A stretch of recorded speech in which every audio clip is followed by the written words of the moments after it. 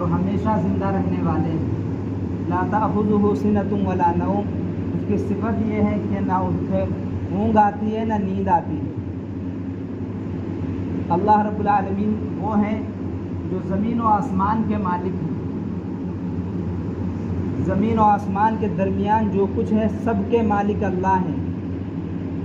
اللہ ہی زندگی دیتے ہیں، اللہ ہی موت دیتے ہیں، اور اللہ ہی بیماری دیتے ہیں، اللہ ہی شفا دیتے ہیں۔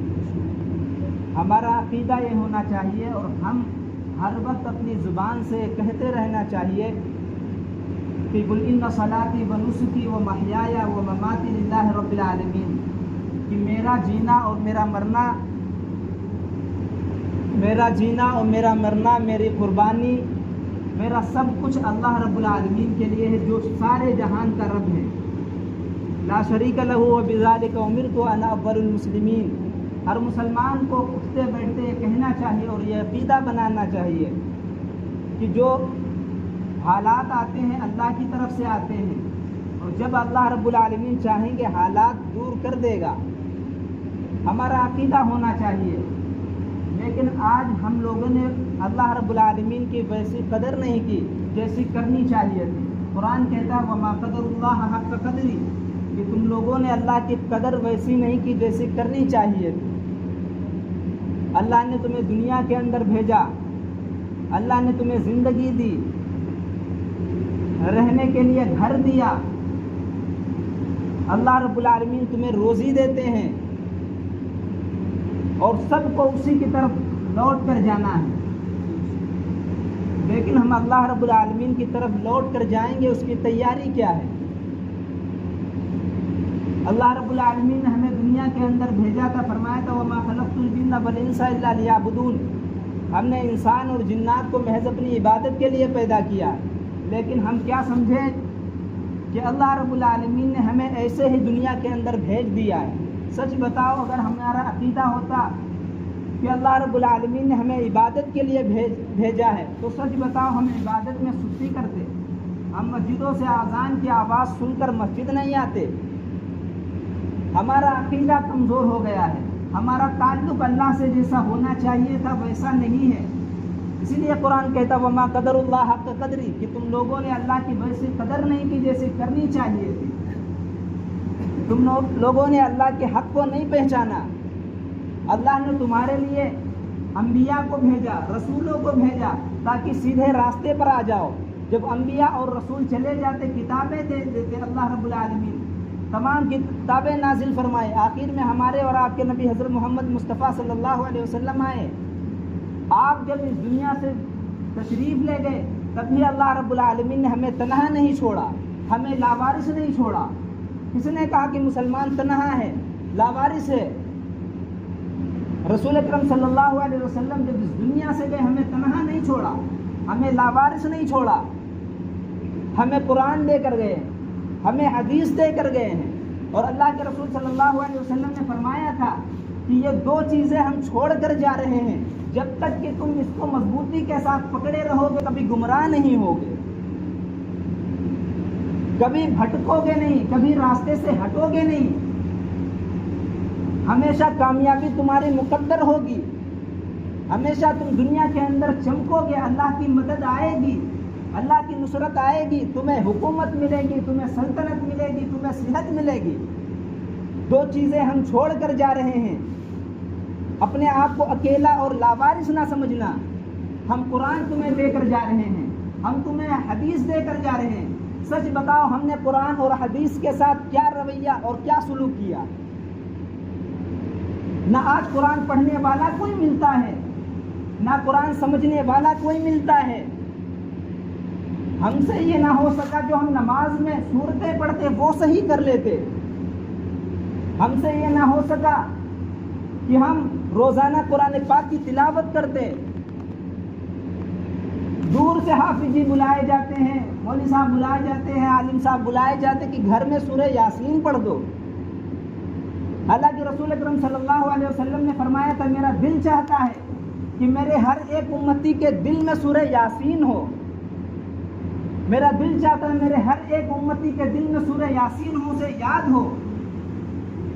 سورہ ملک اسے یاد ہو، سورہ کہف یاد ہو، جمعے کا دن ہے، مبارک دن ہے، جو شخص جمعے کے دن سورہ کہف پڑھے گا اللہ رب العالمین اسے دجال کے فتنے سے محفوظ کرے گا۔ ہم سورہ کہف و سورہ یاسین کیا یاد کرتے، سورہ ملک سورہ رحمان کیا یاد کرتے، ہم جو نماز میں سورتیں پڑھتے وہ ہماری صحیح نہیں ہے، ہماری سورہ فاتحہ آج تک صحیح نہیں ہوئی، آج تک ہماری 10 سورتیں صحیح نہیں ہوئی۔ رسول اکرم صلی اللہ علیہ وسلم دنیا سے جا رہے ہیں، کہہ رہے ہیں کہ قرآن پاک کو مضبوطی کے ساتھ دانتوں کے ساتھ پکڑے رہنا، لیکن ہم نے قرآن پاک کو قرآن خوانی کا ذریعہ بنا دیا، جھاڑ پھونک کا ذریعہ بنا دیا، تعویذ کے لیے استعمال کیا۔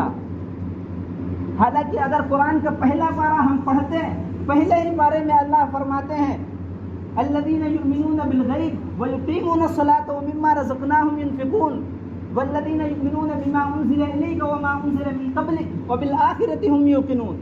پہلے ہی پارے میں اللہ رب العالمین فرماتے کہ یہ متقیوں کے لیے ہدایت ہے، پہلے ہی پارے میں اللہ رب العالمین فرماتے ہیں یہ متقیوں کے لیے ہدایت ہے، یہ پوری انسانیت کے لیے ہے، یہ کامیابی کی ایک کتاب ہے، یہ جھاڑ پھونک کی کتاب نہیں ہے، یہ قرآن خوانی کی کتاب نہیں ہے، یہ اپنی زندگیوں میں اتارنے کی کتاب ہے۔ اسے پڑھ کر ہمیں اچھے اور برے کی تمیز آئے گی، ہمیں زندگی جینے کا سلیقہ آئے گا کہ کیسے دنیا کے اندر زندگی جی جاتی ہے۔ آج ہم نے قرآن پاک کو چھوڑ دیا، غیر قرآن پڑھ کے انترکش میں جا رہے ہیں، نئی نئی چیزیں ایجاد کر رہے ہیں، قرآن پڑھ کر سب ایجاد کر رہے ہیں۔ قرآن پاک قیامت تک کے لیے ہے۔ اللہ کے رسول صلی اللہ علیہ وسلم نے اسی لیے فرمایا تھا کہ قرآن کو مضبوطی کے ساتھ پکڑنا، مضبوطی کے ساتھ تھامے رکھنا، مضبوطی کے ساتھ پکڑنا اور اس پر عمل کرنا، تم دنیا کے اندر کامیاب ہو جاؤ گے۔ لیکن ہم نے قرآن پاک کو چھوڑ دیا، آج ہماری صورتیں صحیح نہیں ہیں، آج ہماری نمازیں صحیح نہیں ہیں، آج ہمارے یہاں کسی کا انتقال ہو جاتا ہم نماز جنازہ تک پڑھ نہیں پاتے۔ کتنی ذلت کی بات ہے، کتنی کم نصیبی کی بات ہے کہ ہمارے یہاں کسی کا انتقال ہو، ہم نماز جنازے میں شرکت نہ کر سکے، شرکت کرے تو ایسے ہی کھڑے ہو جائیں، کچھ نہ پڑھیں۔ دین سے اتنی دوری کیوں، قرآن سے اتنی دوری کیوں؟ کیا رسول اکرم صلی اللہ علیہ وسلم نعوذ باللہ تمہارے دشمن ہیں؟ کیا اللہ رب العالمین نے قرآن پاک نازل کیا غیروں کے لیے؟ پوری انسانیت کے لیے پہلے سب سے زیادہ حق مسلمانوں کا ہے۔ مسلمانوں نے قرآن پاک سے کیا سلوک کیا، اپنی مسجدوں کے ساتھ کیا سلوک کیا، ہم میں سے ہر شخص جانتا ہے۔ ہماری مسجدیں آج آباد نہیں ہیں، ہماری مسجدوں میں آج نماز پڑھنے کے لیے مسجدیں ترس رہی، نماز پڑھنے کے لیے نہیں آتے۔ آج ہم جمعے کے دن آتے، دو رکعت پڑھ کے باہر چلے جاتے ہیں۔ کیا 2 رکعت نماز پڑھی جاتی ہے؟ اللہ کے نبی صلی اللہ علیہ وسلم کے زمانے سے اب تک یہ کہیں رواج نہیں تھا کہ 2 رکعت نماز پڑھ کے لوگ باہر چلے جاتے ہوں، پوری نمازیں پڑھتے تھے جب مسجد آتے تھے۔ آج ہم آتے ہیں مسجد میں لیکن پوری نمازیں نہیں پڑھتے۔ کیوں نہیں پڑھتے؟ کیا وجہ ہے؟ کون سا ضروری کام ہے؟ جس ضروری کام کے لیے ہم مسجد کے باہر جائیں گے، اللہ کا حکم توڑیں گے، اللہ کی قسم اس میں کبھی سکون نہیں ملے گا۔ یہ قرآن کہتا ہے، یہ رسول اکرم صلی اللہ علیہ وسلم کی حدیث کہتے ہیں۔ اس لیے ہمیں سوچنا چاہیے کہ ہم کہاں زندگی گزار رہے ہیں اور ہمیں کہاں زندگی گزارنی چاہیے۔ ہمیں کیوں رسول اکرم صلی اللہ علیہ وسلم کے دین سے پیار نہیں ہے؟ ہمیں سوچنا چاہیے آج ہمیں قرآن پڑھنا کیوں نہیں آتا۔ ہمیں سوچنا چاہیے کہ ہمارے بچوں کو آج قرآن کیوں نہیں آتا۔ آج ہمیں سوچنا چاہیے ہماری بچیاں پردہ کیوں نہیں کر رہی، دین کی طرف کیوں نہیں آ رہی، کیوں غیروں کے ساتھ جا رہی ہیں۔ ہمیں سوچنا چاہیے۔ اللہ رب العالمین